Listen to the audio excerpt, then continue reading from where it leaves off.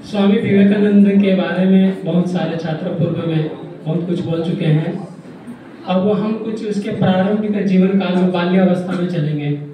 मतलब बाल्यावस्था में स्वामी विवेकानंद जी का जो उत्कंठा या जो इच्छा शक्ति थी कि हर चीज को जानने के लिए कि भगवान है भी या नहीं है, या भगवान दिखते भी हैं या नहीं दिखते हैं, तो इन्हीं सब उनका जो भाव और विचार मस्तिष्क में हर बार चलता रहता है।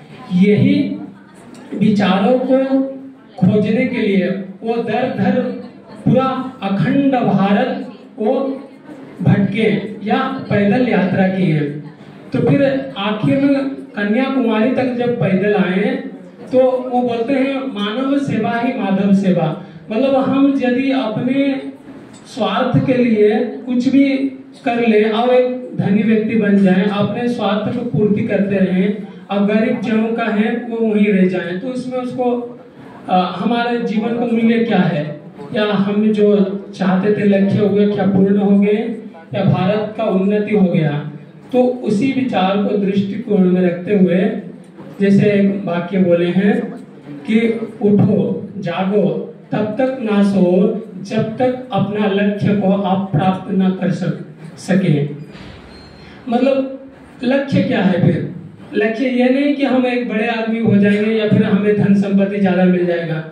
लक्ष्य वही होता है कि हमारा जो व्यवहार और आचार विचार में भारतीयता और परस्पर को हम सहयोग करने वाला। जैसे कि पहले ही उनके मन में उत्कंठा थी कि यदि ईश्वर है तो ईश्वर भेदभाव क्यों करते हैं लोगों में, कि ये उच्च जाति के ब्राह्मण जाति के, ये नीच जाति के हैं। तो यदि वेदों में कहा गया है सभी को समान अधिकार है, तो फिर ये ब्राह्मण लोग अपने नियम बनाते हुए अपने विभिन्न भागों में बांटते हैं और उसी को अपना पूंजी रोटी जमाते हैं।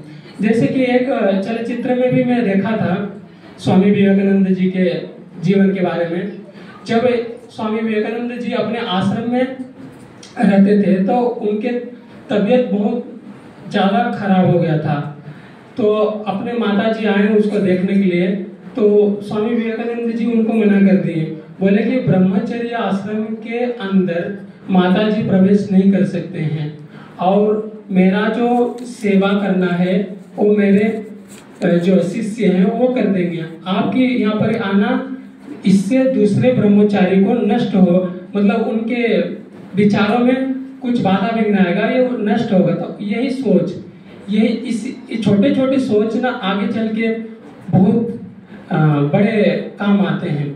इसी कारण से उनको चुना गया था। फिर उसके बाद वो चिकागो में गए, चिकागो में अपने भाषण दिए, भाइयों बहनों अमेरिका वासियों। तो ये बहुत सारे हैं क्योंकि उनके जो चिंतन थे अपने सम्मोहन शक्ति से, जैसे लास्ट मिनट में रहते हुए भी वो बहुत सारे लोगों को अपने बस में कर लिया, अपने बातों के बस में। उतना उसके ज्ञान थे, उतना विचार थे, उतना दर भटके थे। इसीलिए आज हम उनके चर्चा कर रहे हैं या हम उनके बारे में आज ये कार्यक्रम में उपस्थित हैं। इतना कह के मैं अपने वाणी को विराम करता हूँ। धन्यवाद।